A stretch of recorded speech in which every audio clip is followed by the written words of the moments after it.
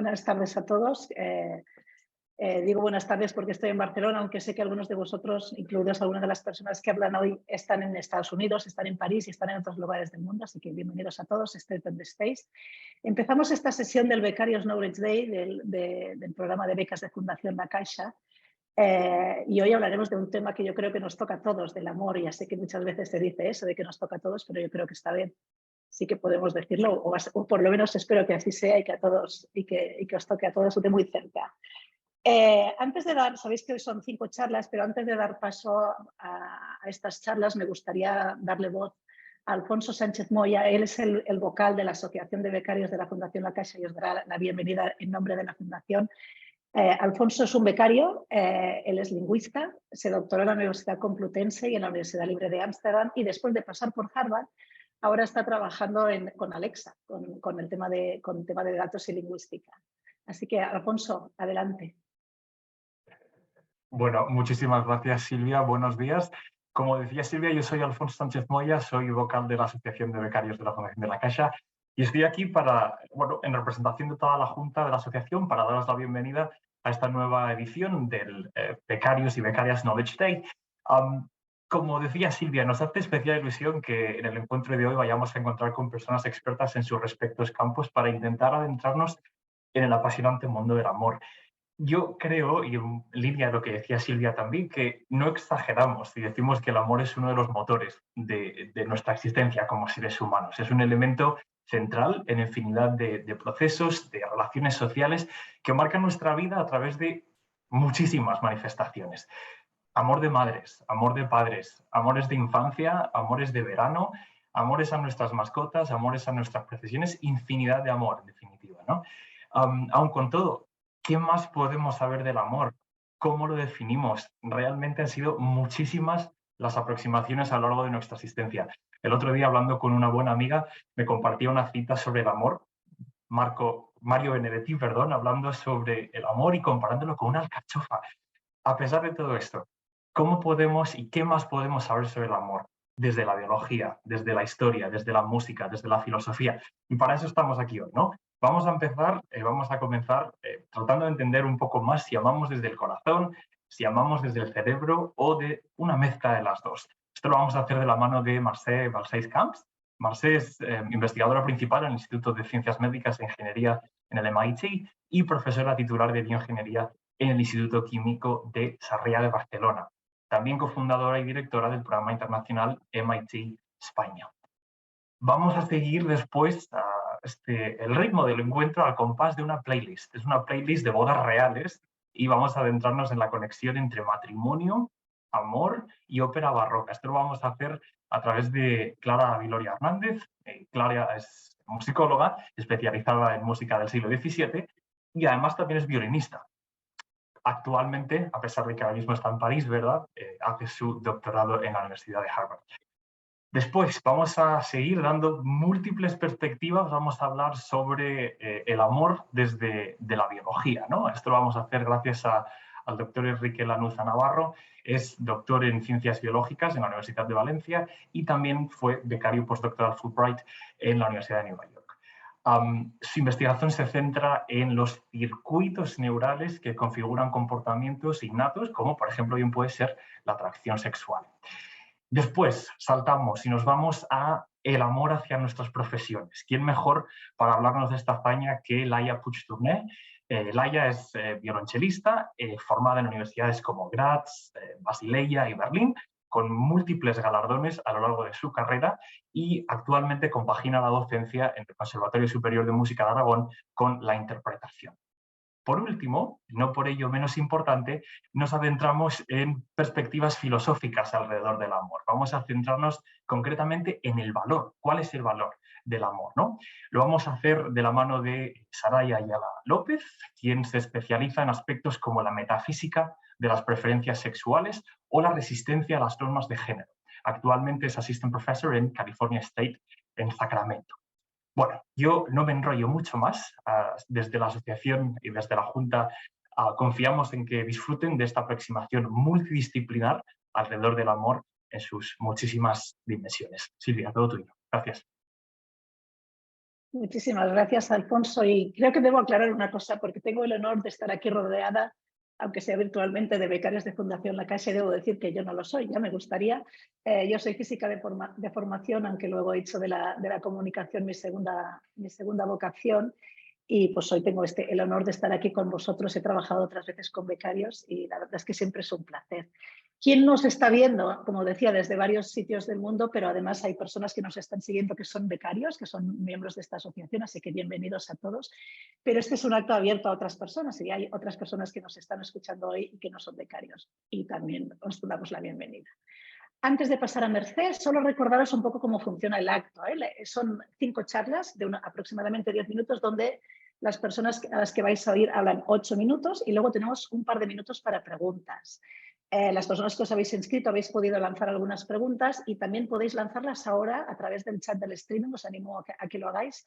Intentaremos escoger una o dos y seguir, ¿vale? La idea es que podáis de forma muy amena escuchar a las 5 personas que hoy os hablan. Oye, que si habéis visto la difusión hablábamos de el amor está en el aire y la realidad es que lo que oiremos hoy aquí es que está en muchísimas partes. La verdad es que tengo ya muchísima curiosidad para ver cómo empieza esto. Empezamos con Mercé, que está en los Estados Unidos. Ella está en el MIT, aunque también es investigadora en Barcelona, en el Institut Químic de Sarrià.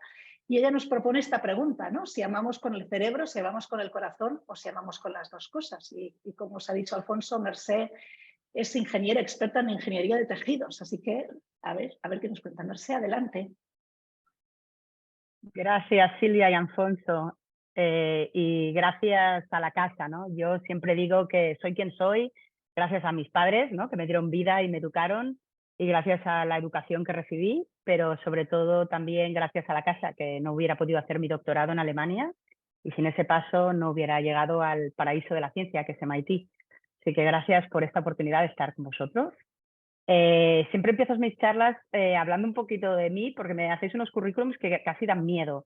Entonces, no me gusta. Así que para que me conozcáis un poco más personalmente, yo sí, como habéis dicho, crecí en Barcelona, rodeada de esa arquitectura maravillosa, que luego marcó mi vida, porque esos andamiajes, ¿no?, de la Sagrada Familia, luego yo los veo aquí de otra manera. Decidí hacer ciencia y hacer química por una profesora de séptimo de primaria, en aquella época, la señorita Maite Ustariz, que me dijo nos dijo en la clase, estábamos muy aburridos estudiando la tabla de los elementos, de la tabla periódica, y dijo que esos elementos eran solo los que se conocían, que era la punta del iceberg, y que todo lo que estaba por debajo era lo que faltaba por conocer. Y aquel día, simplemente con esa frase, yo me convertí en investigadora. Y la tercera cosa que quiero que sepáis es que soy parte de una familia numerosa, la mayor, y que siempre íbamos los fines de semana a casa de mi abuela y tenía un jardín. No, agafa i fes-ho, si no un penges jardín això. y allí yo me dedicaba a hacer pócimas, unos ensayos clínicos muy poco ortodoxos, así que por favor no lo hagáis vosotros.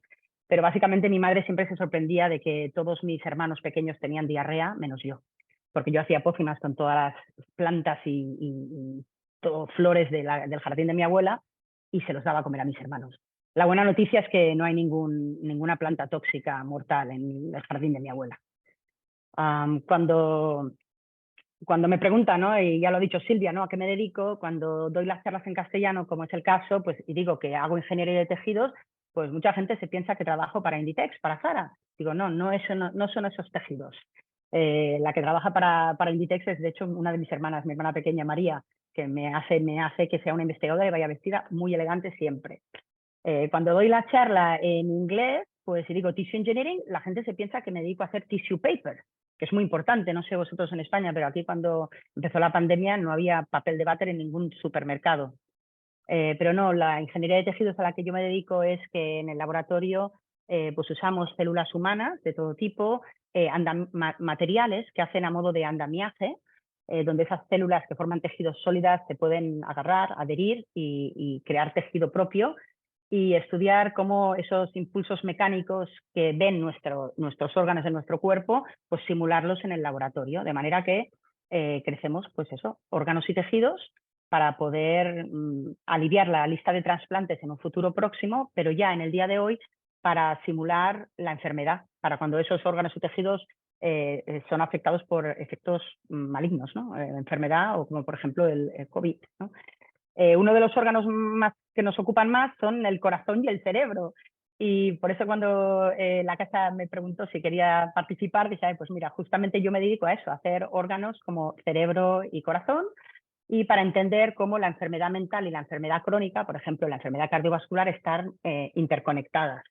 Por eso la pregunta de si amamos desde el corazón o desde el cerebro o a través de los dos, ¿no? Y para contestar esta pregunta, lo primero que tenemos que hacer es corazones y cerebros. Así que en mi laboratorio usamos imágenes de pacientes para hacer una plataforma computacional que te permite ver cómo, por ejemplo, el flujo en las arterias que dan riego al corazón, si hay algunas zonas, por ejemplo, aquí veis si hay unas zonas de estancamiento o hay unas zonas donde la sangre fluye mejor.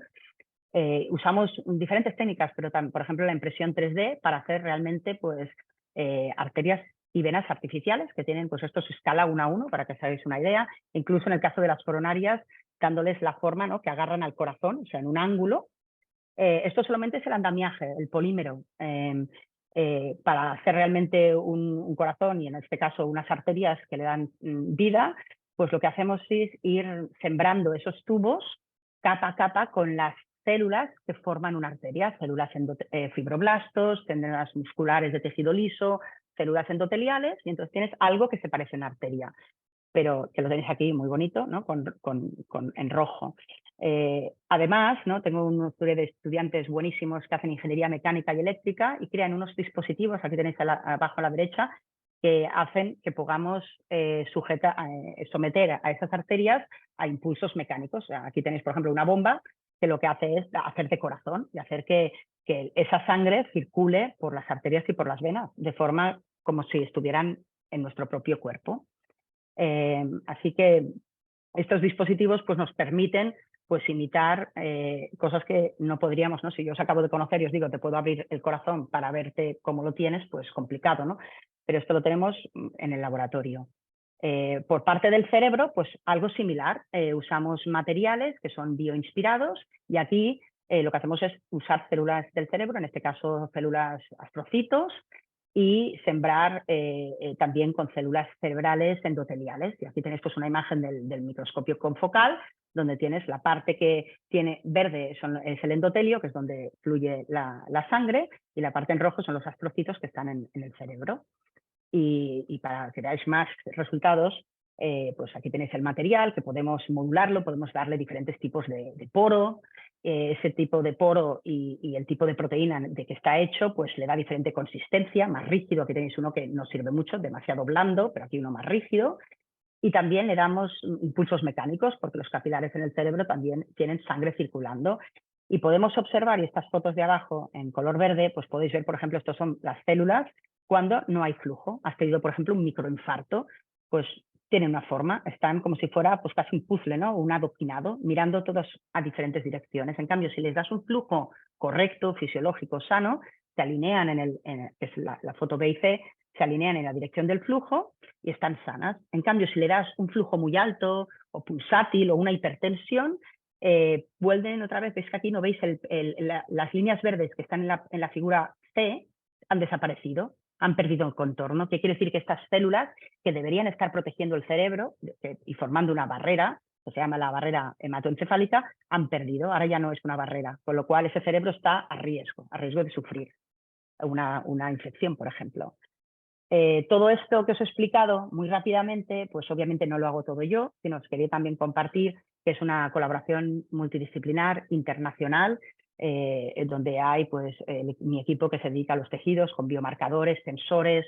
Tenemos un equipo muy bueno de investigadores en Miami, que son los psicólogos clínicos, que estudian la parte clínica, ¿no?, de enfermedad mental.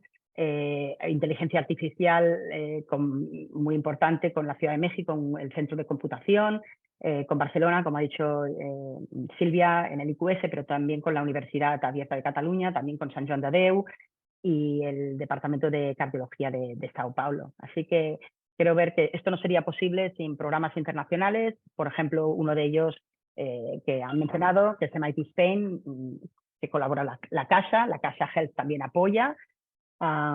Y como veis, pues las ciudades, pues aparte que son preciosos, el idioma que hablamos. Me sorprende porque me pasé la vida de pequeña intentando hablar inglés y ahora me paso la mitad del tiempo hablando español.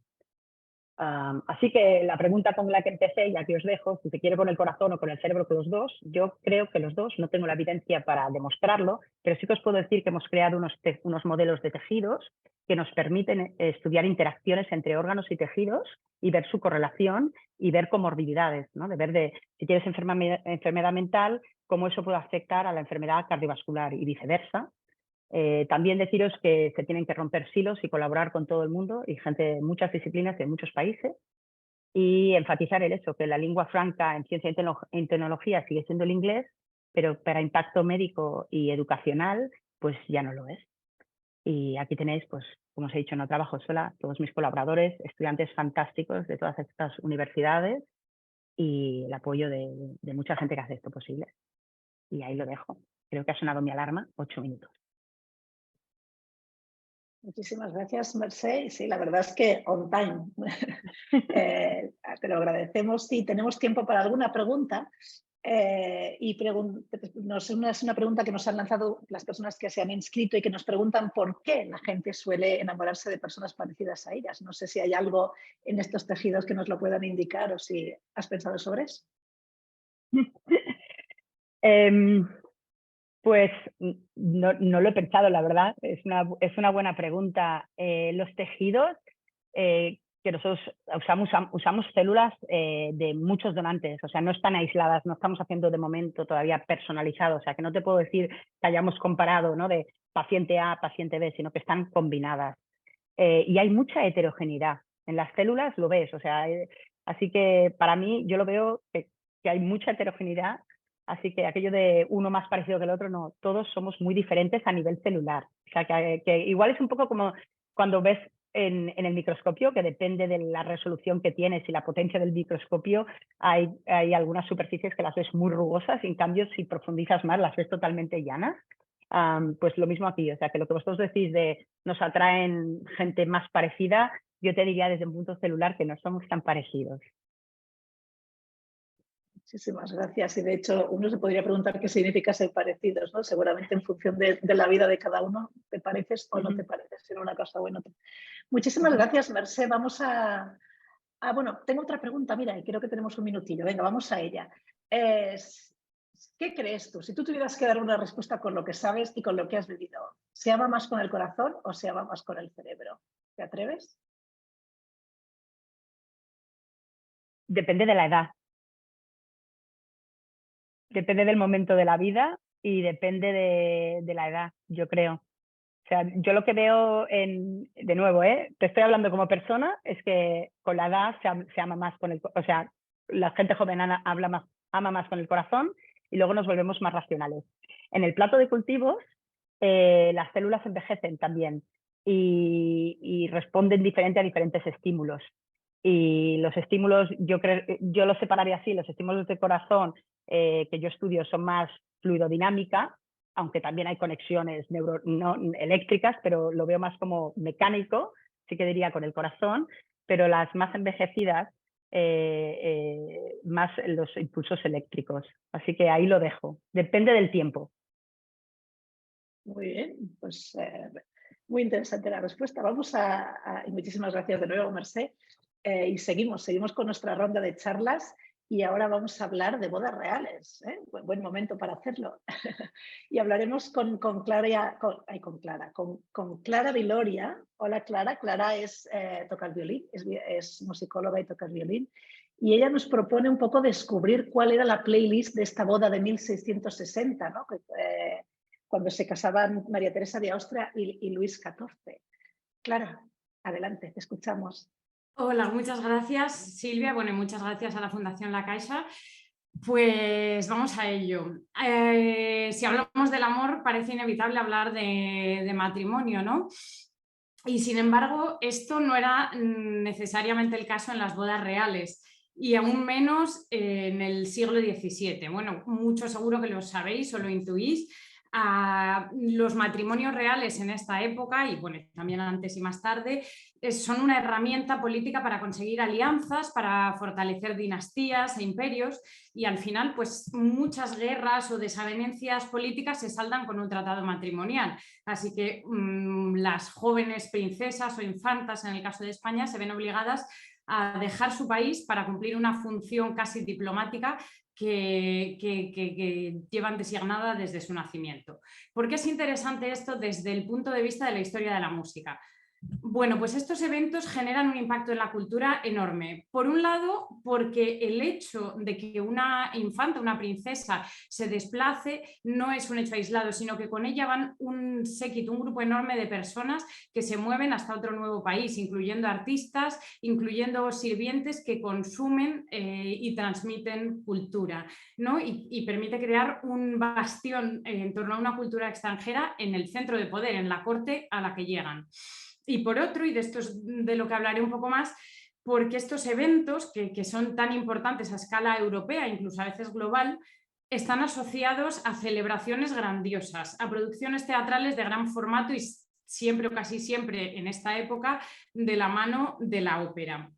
La ópera nace justamente a principios del siglo XVII, o sea, sobre 1600, y algunos de los primeros ejemplos que conocemos de una protoópera están justamente dedicados a la boda de María de Medici y Enrique IV de Francia, o sea, esto 60 años antes.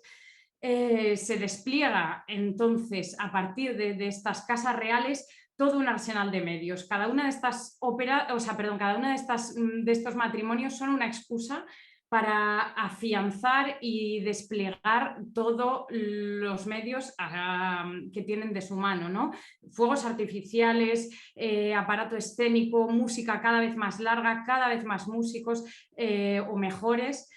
Es un poco como un concierto de Coldplay, ¿no? Un macroconcierto de los que tenemos hoy día en el que casi se entra con los 5 sentidos, y así era en el barroco.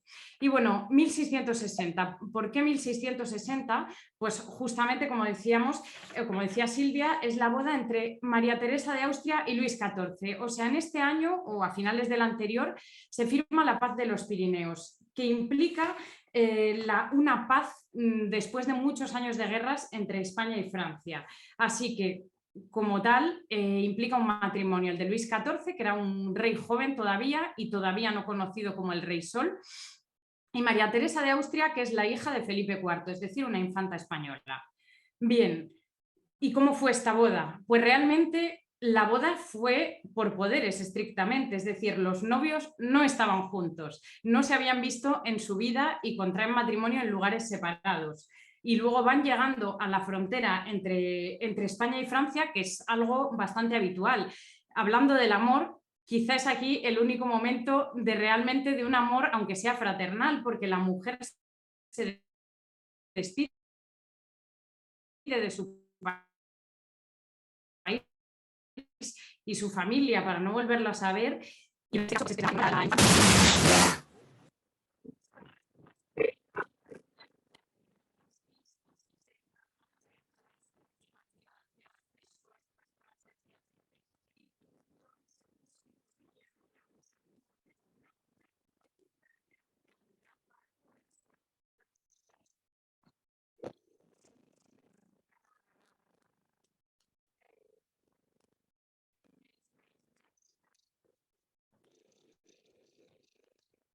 Hola, creo que estamos teniendo problemas con el audio de Clara y por lo menos los que estamos aquí no lo estamos recibiendo bien. No sé si lo podemos resolver en un momento, si no deberíamos, entiendo, dar paso a alguna otra, a la siguiente persona. Claudia, no sé si quieres probar un segundo, a ver si...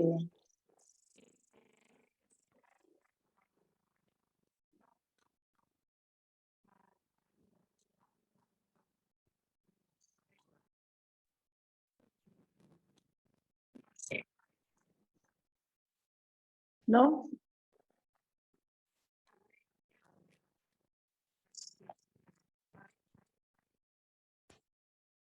Me temo que no. Si os parece, la verdad es que me sabe mal porque estábamos ahora aquí todos muy interesados intentando saber qué sucedió en esta boda en el 1660. Clara, si ves que puedes resolverlo, nos pasas un mensaje e intentamos volver a ti a lo mejor después de la siguiente charla. pero si os parece seguimos, ¿de acuerdo? Para todos los que estáis conectados y vamos a hablar de la biología del amor. En este caso estará aquí con nosotros Enrique Lanuza, que se conecta desde Valencia. Y que Enrique es doctor en ciencias biológicas y trabaja en los circuitos neuronales que subyacen pues, a comportamientos innatos, ¿no? Y seguramente el enamorarse, el sentir, bueno, enamorarse o amar, aunque no sea en el sentido de pareja, ¿no? A otra persona o a alguna profesión, alguna cosa, es algo muy innato. Enrique, te pasamos la palabra. Muchas gracias. Bueno, muchas gracias a la Fundación y a los compañeros de la Asociación de Becarios por organizar el Becarios Knowledge Day y bueno, por invitarme. Yo estoy muy contento de contar estas cosas y de contároslo a vosotros.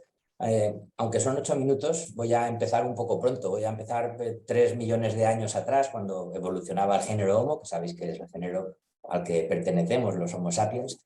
Y se dieron en aquel momento, en aquellos años, dos tendencias evolutivas que generaban un problema grave. Aún lo generan. Una fue el aumento del tamaño del cerebro, como veis en la imagen superior, y la otra fue ir adquiriendo una postura bípeda. ¿Y por qué generaban un problema?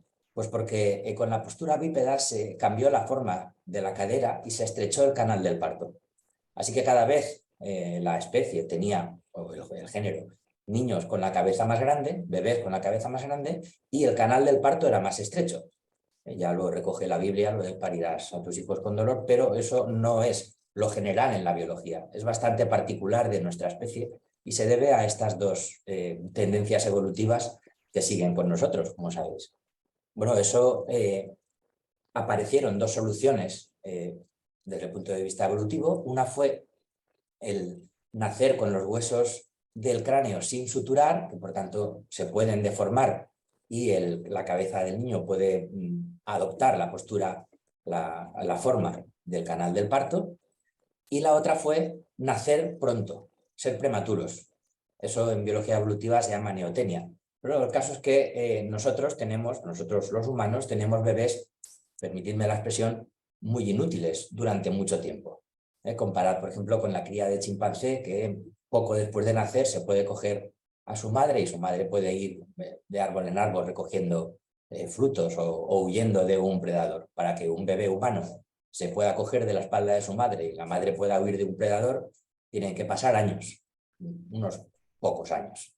¿Vale? Así que eso generó la necesidad de cuidar a los bebés neonatos durante mucho tiempo, mucho más de lo que tienen que hacer la mayor parte de las especies. Para cuidar a los bebés era muy ventajoso tener parejas que compartiesen esos cuidados. Así que ese comportamiento parental, más maternal que paternal, pero parental al fin y al cabo, fue seleccionado evolutivamente porque aportaba una ventaja en forma de supervivencia de la prole. El hecho de que el comportamiento fuese seleccionado quiere decir que tiene una base genética que hace que sobreviven más aquellos que tienen esos genes y, por tanto, eso va siendo el carácter mayoritario en la población. Así que, de alguna manera, tenemos genes del amor. Luego podemos discutir de esto. Son muchos y no los conocemos todos y, desde luego, muy influenciados por el aspecto de la cultura. Pero tenemos genes del amor que lo que hacen es generar circuitos neurales implicados en estos comportamientos. Estos circuitos son los que estudiamos en los laboratorios de neurobiología, como el mío, y el primero que conocemos más implicado es este que os muestro en la pantalla, donde esa estructura que responde a las siglas VTA, el área del tegmento ventral, tiene unas neuronas que gastan el neurotransmisor que veis en la imagen de la derecha, que es dopamina, y envían esa señal a una serie de estructuras en el cerebro muy importantes en la regulación de nuestro comportamiento. El que se llama núcleo accumbens es una estructura evolutivamente muy conservada que media todos los comportamientos dirigidos a un refuerzo, sea el beber cuando tenemos sed, comer cuando tenemos hambre o, por supuesto, el sexo con el objetivo de reproducirnos. Bueno, pues los estudios en parejas en la fase de enamoramiento intenso, que ha realizado sobre todo el grupo de investigación de New Jersey, de la doctora Helen Fisher, muestran que estas neuronas con este neurotransmisor están particularmente activas en esa fase cuando se presentan a la persona enamorada las imágenes de su pareja y no cuando se presentan imágenes control. ¿Vale? Pero esto no es así durante todo el tiempo en que, que se mantiene la pareja. Es fundamentalmente durante los primeros 12 o 18 meses, la fase de enamoramiento intenso. Y luego se pasa a una fase que he pensado denominar amor más pragmático, que también podemos estudiar en modelos animales, aunque esto ha sido más difícil porque solo el 3% de las especies de mamíferos tienen este tipo de amor pragmático de mantener una pareja estable de manera muy prolongada en el tiempo, en algunas especies de por vida. Los que vinieron a ayudarnos en esto fueron estos roedores americanos que se llaman topillos, que tienen la particularidad, los topillos que se llaman de la pradera, de formar estas parejas estables, de mantener una monogamia durante prácticamente toda su vida. Y además tienen unos primos zoológicos, los topillos de la montaña, que son muy parecidos en todo, excepto que no forman parejas estables en absoluto. Después del apareamiento, el macho desaparece y la hembra se hace cargo de la prole, que esto, por otro lado, es lo general en los mamíferos. Así que en el cerebro de estos animales hemos podido estudiar qué hay de diferente y qué hay de activo cuando se forman estas parejas estables. Y la respuesta, os sonarán algunos, son dos neuropéptidos, dos moléculas relativamente pequeñas formadas de 9 aminoácidos. Sabéis que son los bloques que forman las proteínas. Bueno, solo 9, que es una proteína muy corta, llamamos un péptido, y se llaman oxitocina y vasopresina. Lo que veis en la imagen de debajo es una región oscura en el topillo de la pradera, a la derecha, es la actividad inducida por oxitocina y vasopresina en esta zona del cerebro que también recibe en la fase del enamoramiento la dopamina de la que hablaba antes. En cambio, en el topillo de la montaña, como veis, no se da esta actividad. Esto se ha podido manipular experimentalmente con muchas técnicas de genéticas y de actividad neural inducida por luz, optogenética, y se ha demostrado que manipulando la actividad de estos neuropéptidos en estas estructuras se consigue hacer monógamos los topillos de la montaña y hacer polígamos o que no formen parejas estables los topillos de la pradera. Así que las evidencias biológicas son bastante fuertes de que estos neuropéptidos juegan este papel clave en estos modelos animales. Hay algunos estudios en humanos también mostrando polimorfismos en los genes de los receptores de estos neuropéptidos con una vinculación relativamente laxa con la fidelidad o no en las parejas humanas. En todo caso, en la especie humana, por supuesto, la cultura es extraordinariamente importante, aunque la cultura construye sobre la biología que hay debajo. Por tanto, no pretendo en ningún caso decir que estamos predeterminados para tener parejas estables o no en función de los polimorfismos genéticos que tengamos. Y voy a acabar con dos observaciones. La primera es que podamos estudiar en modelos animales comportamientos que se parecen a los de cortejo, a los de atracción sexual y a los de formar parejas estables, no quiere decir que estos animales sientan lo que sentimos nosotros cuando estamos enamorados, cuando tenemos, vivimos un amor con una pareja estable. No sabemos lo que ellos sienten, sabemos que tienen comportamientos regulados por sistemas neurales que comparten con nosotros y que se parecen, pero no lo que sienten. Y la última observación es que entender la biología del amor no lo hace menos bonito, igual que, y esto no es mío, dice entre otros Richard Dawkins, entender la difracción de la luz no hace menos bonito el arco iris.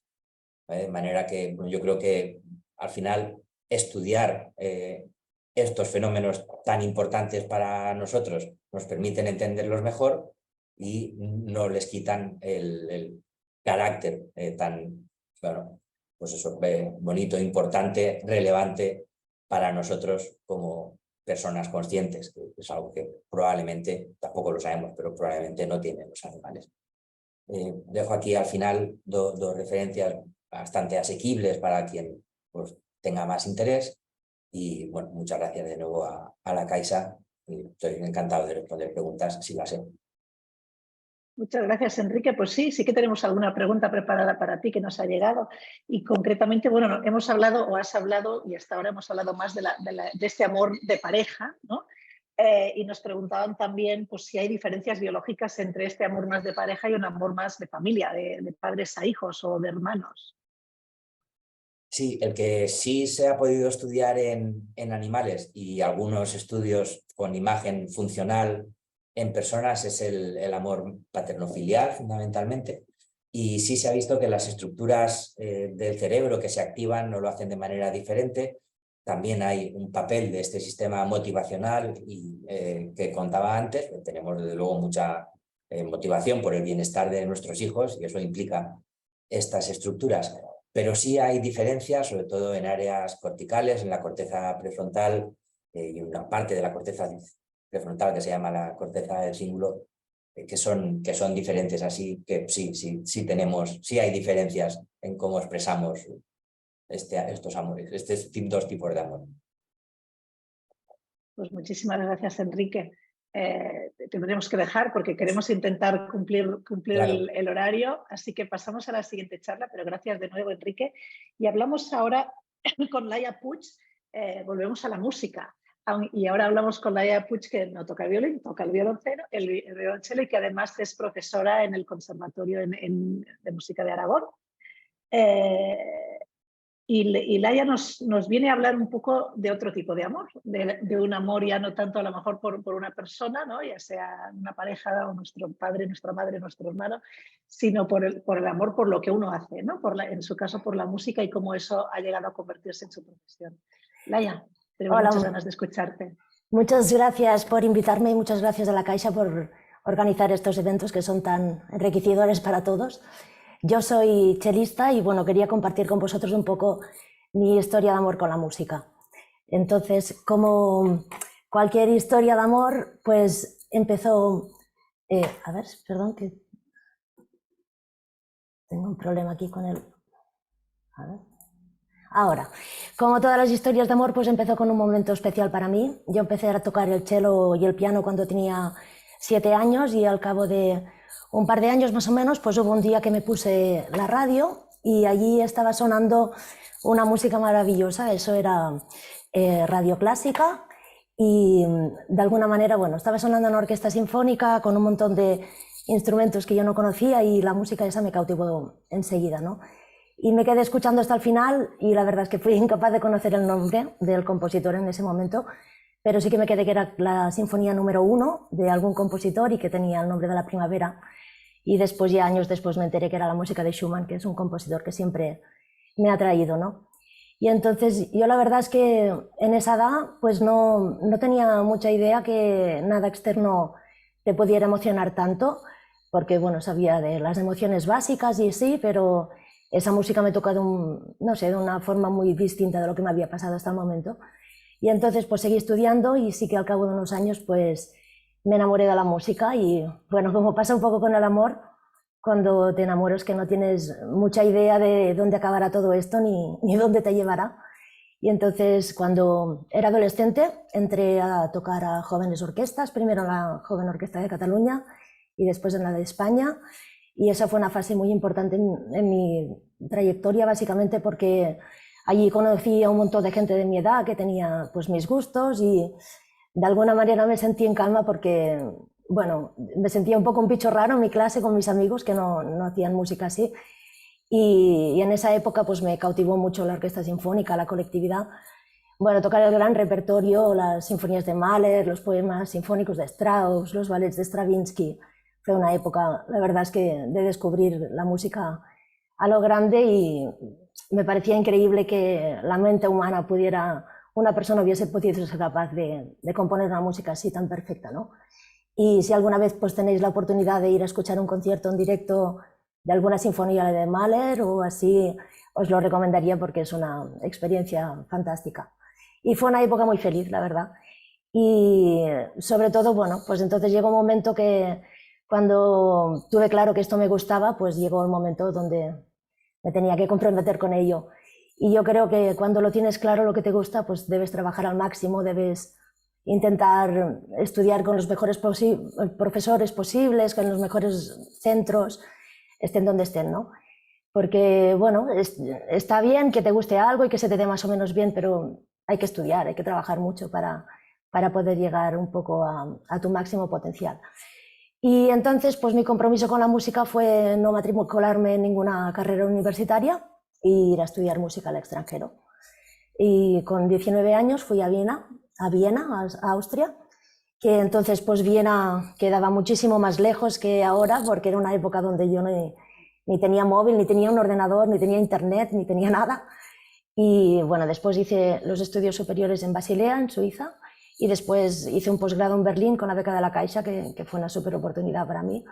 Y fueron años donde viajé mucho, donde toqué con muchas orquestas de jóvenes europeas, en la de la Comunidad, en la Gustav Mahler, y donde pude hacer grandes giras, descubrir el mundo, tocar con grandes compositores y también tuve la suerte de escuchar muchísimos conciertos. O sea, descubrí música de todo tipo. Descubrí la música antigua, descubrí a Harnoncourt en Viena, descubrí la ópera, descubrí música de cámara y bueno, para mí fue muy importante realmente vivir siempre en ciudades que tenían una oferta cultural enorme y tener la oportunidad, ¿no?, de cada noche poder ir a un concierto, ni que fuera en el Gallinero o de pie al final del Musikverein. Y vamos, básicamente los años de estudio, pues me dediqué a estudiar el cello, a escuchar mucha música y a viajar mucho. Y bueno, cuando acabó mi época de formación, pues ya llegó una fase un poco más complicada, porque antes o después llega un momento donde, pues bueno, te sientes un poco perdido y no sabes muy bien por dónde tirar. Y vamos, tanto en la vida como en el amor hay momentos donde hay que vivirlos desde la soledad y tomar decisiones más conscientes. Entonces yo cuando acabé de estudiar, estuve casi 10 años estudiando por Europa, decidí volverme a instalar a España y fue una época un poco donde me sentía bastante perdida. Yo creo que para algunos becarios lo pueden a lo mejor tomar el consejo que a veces no siempre es fácil volver a vivir a tu país cuando has estado años fuera. Y yo en ese momento pues sabía que tenía una gran formación, pero la verdad es que estaba un poco perdida y no sabía muy bien qué hacer profesionalmente. De alguna manera veía que llevaba también expectativas en la mochila y bueno, y necesitaba un poco pues eso, tomarme tiempo para entender qué quería hacer con todo lo que había aprendido y para saber hacia dónde tirar, ¿no? Porque dentro de la música pues hay muchos caminos posibles. Y en esa época pues escuché muchísimo las sonatas y partidas de Bach de violín, que curiosamente en el manuscrito pone 6 solo en la primera página, que significa estar solo en italiano. Y vamos, es una música que os recomiendo si en algún momento necesitáis reencontrar la calma. Y bueno, poco a poco fui encontrando mi camino y una forma así como de entender cómo integrar este amor por la música en mi vida y hacerlo una profesión realmente a largo plazo, ¿no? Desde ahora hace casi 15 años estoy dando clases de violonchelo, empecé con niños pequeños y ahora estoy en el Conservatorio Superior de Aragón desde hace 5. Y bueno, la pedagogía pues la verdad es que está en el centro de mi carrera y me parece un trabajo que es un privilegio porque a mi forma de entender pues dar clases de cello va muchísimo más allá que enseñar a tocar un instrumento, ¿no? Y bueno, intento siempre que pues ir un paso más allá, que mis alumnos aprendan a amar la música, a tener un criterio, a tener una ética profesional, a tener ganas de seguir aprendiendo siempre. Y creo y espero que la pedagogía se mantenga realmente como uno de los pilares de mi carrera. Y la otra faceta que tengo a nivel profesional pues es la interpretación. Disfruto muchísimo de tocar, disfruto de salir al escenario, las mariposas que uno siente a pesar de los años en el estómago antes de salir. Y porque creo que en cada concierto es una oportunidad fantástica para transmitir un mensaje, tu mensaje, y se puede dejar un impacto en un niño que a lo mejor nunca ha ido a un concierto o puedes regalar un momento de desconexión del día a día a una persona que te viene a escuchar. Y ahora estoy en una fase de la vida donde ante todo me interesa la música de cámara, el formato así como más pequeñito, y hacer una cosa más como desde la intimidad. Ya no necesito las grandes óperas o las grandes sinfonías, ¿no? Y bueno, a veces me planteo qué vendrá después y bueno, yo creo que está bien estar contento y orgulloso de donde estás, pero hay que mirar adelante y hay que seguir formándose, hay que mantener siempre una actitud humilde y bueno, intentar ser mejor persona, mejor profesora, mejor músico, descubrir más música, porque tenemos la suerte que tenemos un repertorio inmenso. Y ahora estoy en una fase que estoy descubriendo música fantástica de compositoras, mujeres, que han quedado un poco relegadas por el género, y vamos, espero que esto también le pueda dar un espacio en mi camino. Y digamos que me daría por satisfecha si de alguna manera al final de mi carrera sé que he podido plantar alguna semilla de este amor a la música en gente más joven. Muchas pues muchísimas gracias. gracias, Laia. Tengo una pregunta muy rapidita para ti. Sí, dime. ¿Qué le dirías a una persona joven, ¿no? que ha sufrido este flechazo con la música y que está acabando sus estudios superiores en música? ¿Qué le aconsejas? Que estudie más, que intente estudiar lo máximo posible con los mejores profesores posibles y que no tenga prisa, que cada uno encuentra su sitio en el momento adecuado, que a veces tenemos mucha prisa y no nos damos cuenta pues que nos acercamos por si una audición no va bien o lo que sea. Hay que hacer muchas audiciones, hay que hacer muchas pruebas para encontrar tu sitio y que llegará. Pues muchísimas gracias, buen consejo siempre Gracias. en estos días de prisas. Muchas gracias a vosotros. Apuntar a la calma. Vamos a pasar a la siguiente charla. Hablaremos ahora con Saray Ayala. Solo deciros que luego al final intentaremos recuperar a Clara, pero vamos a primero darle la voz a Saray. Saray ha estudiado filosofía, ha hecho un postdoc en la Universidad Carlos III y ahora es profesor titular en la California University, en California State University, en Sacramento. Y nos va a hablar sobre qué es el amor y cuál es su valor, nada más y nada menos. Buena pregunta para ir empezando este final de este Becarios Knowledge Day. Adelante, Saray. Hola a todos, muchísimas gracias por invitarme y muchísimas gracias a la Caixa por la oportunidad que me dio de no caer en el pozo de la desesperación, que cuando se hace un doctorado y se escribe una tesis doctoral, yo no lo tenía claro hasta que me dijeron, cuidado, que te queda aislado, que pierdes amigos, que puedes entrar en depresión, que hay millones de malos, pero no, esos males no me pasarán a mí. Uy, que no. Muchísimas gracias a la Caixa de nuevo, porque fue quien me sacó un poco de ese pozo de la desesperación, llevándome al maravilloso Vancouver, y gracias a eso acabé no perdiendo la confianza. Quería en este ratico explorar muy brevemente el valor del amor, y lo voy a hacer presentando dos visiones del amor, una muy común y otra que voy a utilizar de contraste. Esta visión del amor común nos dice que el amor está asociado a la felicidad, y además está asociado a la felicidad de una manera radical. Si no hay amor, no hay felicidad. Según esta visión común, el amor es un sentimiento, algo que nos pasa, que nos ocurre, y que, digamos, no lo podemos controlar. Es una cosa que no se puede practicar, que no está ni bien ni mal, porque es lo que es. No es algo que podamos aprender a hacer bien, sino que nos ocurre y no podemos controlar, y digamos que nos da la felicidad o nos la quita de un plumazo, sin que podamos hacer mucho, ¿no? A pesar de que como sociedad y como individuos, ¿no?, estamos bastante obsesionados con el amor, ¿no? Solo hay que intentar ir al cine a ver una película o leer una novela que no tenga una relación de amor como su base. Es imposible. La mayoría son relaciones románticas, pero de otro tipo, amor filial o amor de amistad. Siempre está el amor de alguna manera metido en lo que nos preocupa. Y sin embargo no dedicamos tiempo a educarnos, a cómo amar bien, cómo amar mejor, ni a reflexionar sobre cómo queremos que nos amen y cómo queremos amar. Porque en esta visión común asumimos que amar y dejarse amar es como respirar. No sale, es algo que nos sale y que no debemos ni podemos aprender. En esta visión común el amor tiene un halo de magia.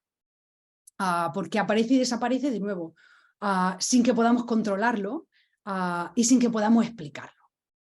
Lo que parece una visión positiva del amor es, sin embargo, bastante negativa, porque en esta visión común del amor, el amor es una fuerza errática, ¿no? que nos viene a la que estamos expuestos de manera irremediable y que incluso en sus momentos más guay nos distorsiona la percepción de la realidad, porque cuando amamos y cuando creemos que lo estamos haciendo bien, somos muy parciales a las personas que amamos y de hecho lo vemos eso como algo positivo, pero eso nos hace ver la realidad de una manera que no es. Muchas veces atribuimos cualidades a las personas que amamos que no tienen y otras veces traicionamos incluso nuestros principios morales por el amor. En el nombre del amor hacemos cosas muy horribles, por el amor a la patria, por el amor a la familia, por el amor a unos ideales. Hacemos cosas muy, muy desagradables. Incluso en nombre del amor hacemos daño a aquellas personas que decimos amar. Resumamos esta visión común del amor, ¿no? Donde he puesto muchísimas ideas que me parece que resumen una manera muy común que tenemos de pensar en el amor. El amor lo vemos como algo personal, pasivo, incontrolable, asociado de manera radical, esencial a la felicidad. Lo vemos como algo mágico que a menudo nos aleja de la realidad, distorsionando cómo percibimos a aquellas personas que amamos y como un obstáculo a llevar una vida moral. Según esta idea del amor, el valor del amor radica en que nos da la felicidad. Es por tanto un valor egoísta, porque buscamos el amor para completar nuestras carencias y para poder ser felices. Vamos ahora a ver una visión del amor muy, muy diferente a esta. Y para presentarla voy a utilizar el trabajo de varias filósofas y pensadoras. Según esta visión alternativa del amor, el amor es algo activo que tenemos que aprender y practicar y cuyo valor no es la felicidad. El valor del amor en esta otra idea o en esta manera alternativa de pensar es su conexión con el conocimiento y con el bien. Empiezo la lista de filósofas y pensadoras con Diotima de Mantinea, un personaje que está entre la realidad y la ficción porque no hay pruebas concluyentes de que existió, pero sí existió, lo hizo aproximadamente sobre el año 400 a.C. y dicen que pudo ser maestra del sí famoso, por supuesto, a Sócrates. Para Diotima, el amor lleva al amante a querer entender el mundo, entender al amante, a quien ama y entender el mundo y a hacer cosas buenas. El objetivo del amor, según esta pensadora, que era sacerdotisa, creo, de nuevo, si es que existió, es el bien, no la felicidad. Otra filósofa ya en el siglo XX, Iris Murdoch, decía que el amor te saca de ti mismo, te saca de las trampas de tu mente, ¿no? Que está siempre tan ocupada en pensar y en percibir la realidad tal y como le conviene, y te lleva a percibir la realidad tal y como es. Te lleva a ver a personas que son diferentes a ti y a apreciarlas por lo que son, no por lo que tú quieres que sean. Según esta idea, el amor no te distorsiona la realidad, sino que más bien te revela la realidad. En contra de la idea común que antes he nombrado del amor como algo pasivo, la filósofa Amélie Rorty, que falleció recientemente, nos dice que el amor exige el comienzo de una investigación filosófica. Es decir, el amor nos exige una reflexión y una actitud crítica. Asimismo, la activista y pensadora afroamericana Bell Hooks nos dice que el amor no es un sentimiento que nos ocurre, no es algo pasivo que nos pasa, sino que es una serie de acciones que exigen un aprendizaje y una práctica. Tenemos que educarnos para amar si lo queremos hacer bien, porque amar y dejarse amar no es fácil, nos recuerda Hooks. Lo fácil es hacerlo mal. Para Hooks el amor no es una necesidad, ni es algo que sea inevitable, sino que es una decisión. Y como tal viene con responsabilidades. Es decir, si decidimos amar y si decidimos dejarnos amar, tenemos una responsabilidad. Esta manera de pensar el amor alternativa lo saca del plano personal. Es decir, el amor se convierte ahora en una posible herramienta política para cambiar la sociedad. Hay una gran tradición en el feminismo afroamericano que articula lo que llaman una política del amor. Es decir, amarnos a nosotros mismos y a otras personas por encima de las diferencias, pero reconociéndolas, para llegar y crear una sociedad más justa. Hay muchas filósofas feministas, por otra parte, que proponen políticas afectivas donde ponen al amor y al cuidado como elementos esenciales de una sociedad justa.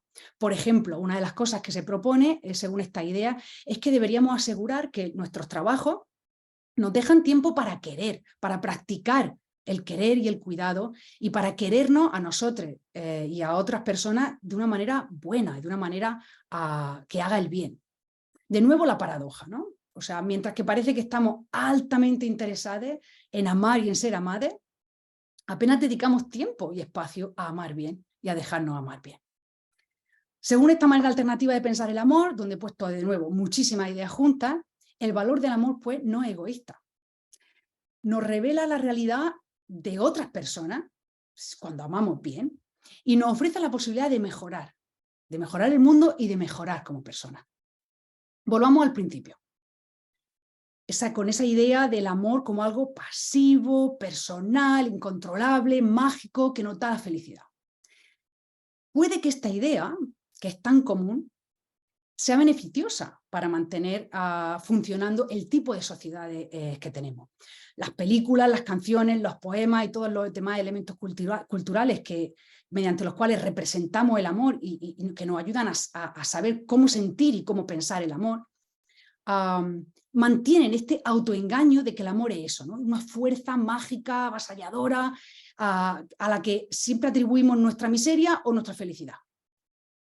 Pero ¿qué beneficio hay en mantener esta idea del amor que he llamado esta idea común del amor? Fijaos qué curioso.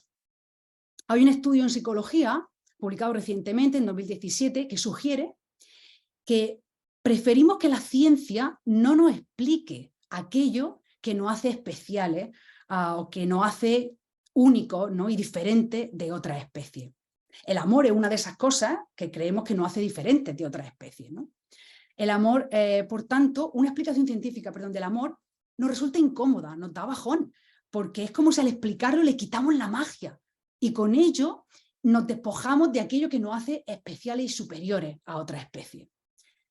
No nos olvidemos que esa sensación de superioridad es la que nos está llevando al desastre, a la destrucción masiva del planeta, porque explotar a los recursos naturales para el beneficio infinito del ser humano es el corolario, ¿no? De esa sensación de superioridad. Acabo con esta pequeña reflexión. Nos vendría bien una dosis de humildad existencial, ¿no? De que no somos tan diferentes de otras especies, ni el planeta está para nuestro abastecimiento infinito. Nos vendría bien muchas dosis de ciencia que nos explique el amor, el cambio climático y muchas otras cosas. Y nos vendría muy bien un empujoncito filosófico para pensar y sentir el amor como algo menos pasivo, menos egoísta y menos mágico. Y apreciarlo como algo muy complejo, pero inteligible, y algo que en lugar de hacernos felices, nos puede hacer mejores. Muchísimas gracias, Sara, y qué interesante, y debo decirte que perturbador. No sé con qué cara vamos a mirar hoy cuando lleguemos a casa a nuestras personas que queremos y que conviven con nosotras, pero una pregunta rápida para ti, ¿vale? Un poco resume lo que has dicho, ¿eh? Qué fácil es sentir amor, o por lo menos qué fácil nos parece, y qué difícil es definirlo. ¿Por qué crees que nos cuesta tanto definir incluso el que uno siente, ¿eh? ¿Cómo se siente? Creo que la mejor respuesta para eso sería poemas, poesía, y se ha escrito tantísima poesía tan bella explicando por qué es tan difícil definir el amor y por qué a la vez es tan guay, tan alucinante. Yo creo, como persona que hace filosofía, creo que deberíamos pensar más. O sea, sentir el amor está muy guay, pero deberíamos pensar más en el amor, reflexionar más de qué es el amor, sin necesidad de tener una definición a mano. No necesitamos una definición para pensar quizá cómo queremos que nos quieran y cómo queremos querer. Entonces no tengo una respuesta a eso. Mi mejor respuesta sería la poesía que hay sobre el amor. Eso para mí es la mejor respuesta. Pues muchísimas gracias. Acudiremos a ella sin duda. Y antes de despedirnos vamos a intentar volver a Clara, pobrecilla, porque eso es como la peor pesadilla, ¿verdad? Conectarse a un streaming y que te falle algo. Clara, ¿quieres intentar a ver si podemos un poquito, nada, enlazar y por lo menos acabar de saber cuál es esta playlist de los años 1660 y con Clara cerraríamos? Adelante, Clara, vamos a probarlo. Vale, ¿me escucháis? ¿Sí? Vale, genial. Bueno, un segundo, volvemos al PowerPoint. Muy bien. Creo que nos habíamos quedado aquí en La Paz de los Pirineos, más o menos.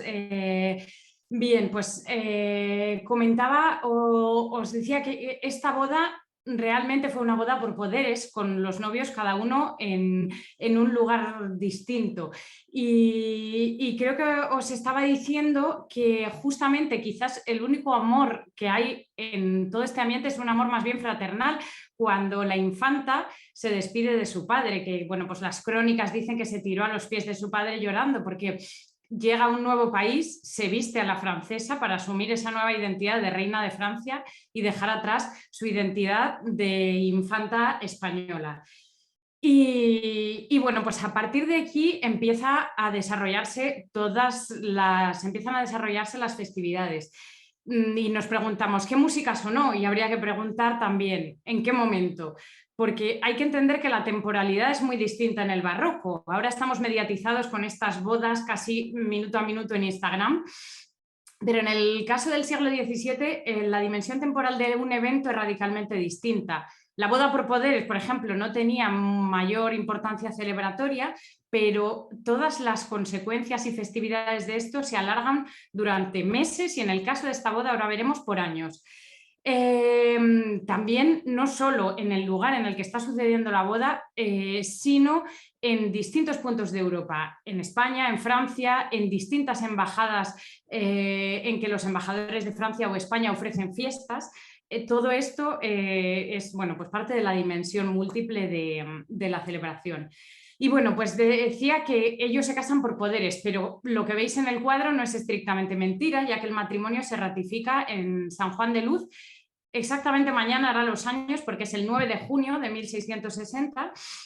Y bueno, pues ahí nos podemos imaginar un tipo de música celebratoria, música sacra. Normalmente era un Te Deum, que es una composición pues eso, de naturaleza celebratoria para todo este tipo de eventos, no solo bodas, sino celebraciones regias, ¿no? de gran entidad.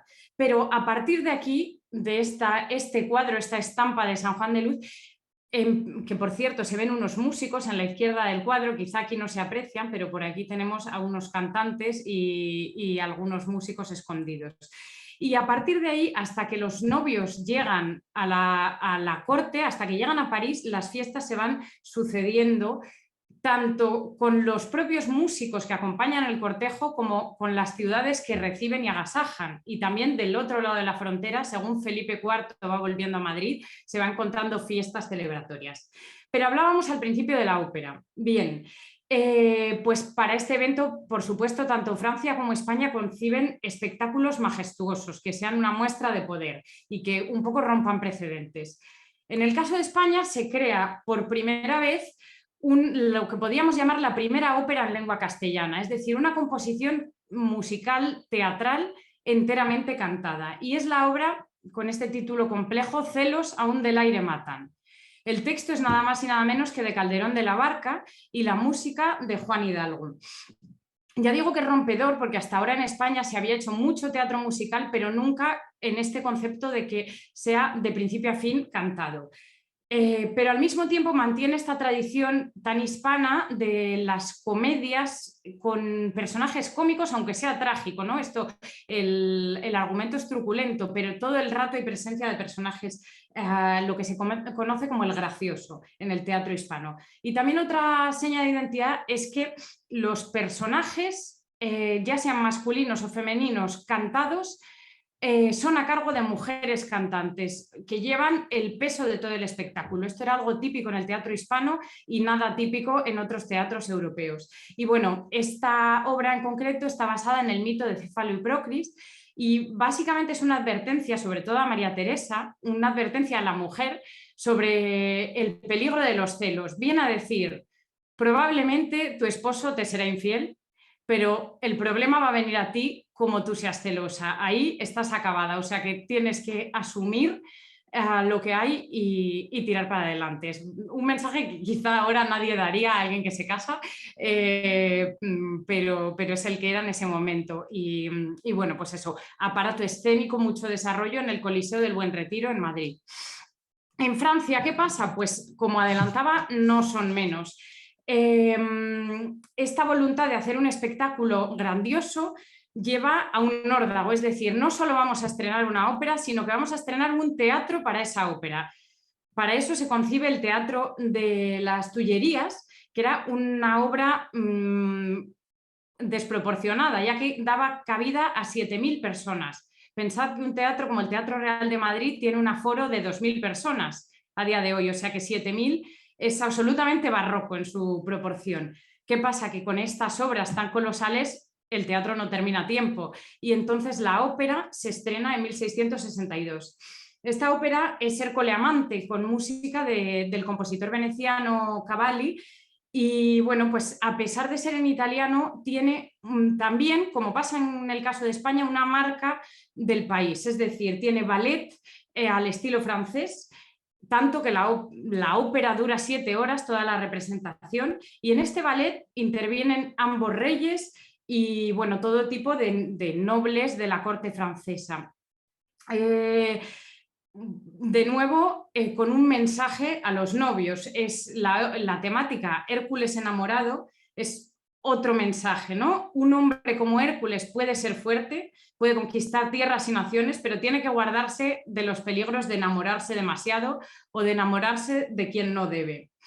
Bueno, con este corte quizá me ha alargado un poco más, así que no querría tomar más tiempo. Podríamos hablar de esto durante mucho más tiempo, hablar de esta música que es compleja, distinta y de un gran valor, pero bueno, simplemente voy a cerrar recordando la importancia de estos eventos que sí quizá lo recordamos en la historia a nivel político, pero no pensamos en estas repercusiones culturales que tienen y que perduran a lo largo del siglo y puntúan y matizan la manera en la que se construye pues, la historia de la música. Así que nada, muchas gracias. Muchísimas gracias, Clara. Cerramos con una pregunta rápida también para ti, porque bueno, conociendo esta historia desde el barroco y dada la actualidad musical, donde hay amores y desamores por doquier, yo diría, no sé qué ves de común, ¿no? a esta música y de esta relación con el amor a lo largo de los siglos. No sé si ves trazas de parecidos o de cosas diferentes que nos quieras comentar. Bueno, yo creo que siempre en este concepto, ¿no? Lo que comentaba también Saray, un poco el tema del amor romántico, están a veces estas ideas que se asocian al amor y que a la vez son truculentas, ¿no? Afortunadamente creo que ya el tema de los matrimonios pactados va siendo una cosa que forma parte de la historia, pero yo quizá lo que sí que rescataría es esta idea barroca de hacer una gran fiesta y a la vez de transmitirla y que dure en las crónicas, que se envía a toda Europa, que todo el mundo sepa, aunque no haya estado. Me recuerda mucho a esta sociedad del día a día en la que se busca una espectacularidad, pero a la vez se busca que eso se transmita, ¿no? No es solo el vivir el momento, sino el que ese momento se disemine a cuanto más lejos mejor, en esa dimensión sobre todo muy visual, ¿no? No sé si responde más o menos. Yo creo que sí. Pues muchísimas gracias con esta y felicidades, Clara, por volver y lograr acabar esta charla. Gracias a todos, gracias a Mercè, gracias a Laia, gracias a Clara, gracias a Saray, gracias a Enrique, no me quiero hablar de Enrique y evidentemente a Alfonso.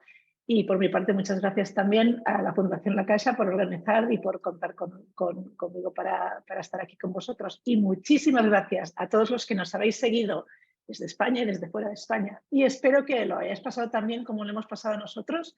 La verdad es que ha sido muy interesante y nada, sigamos hablando del amor desde todas estas perspectivas y sigamos pensando en cómo queremos ser amados y cómo queremos amar. Hasta muy pronto.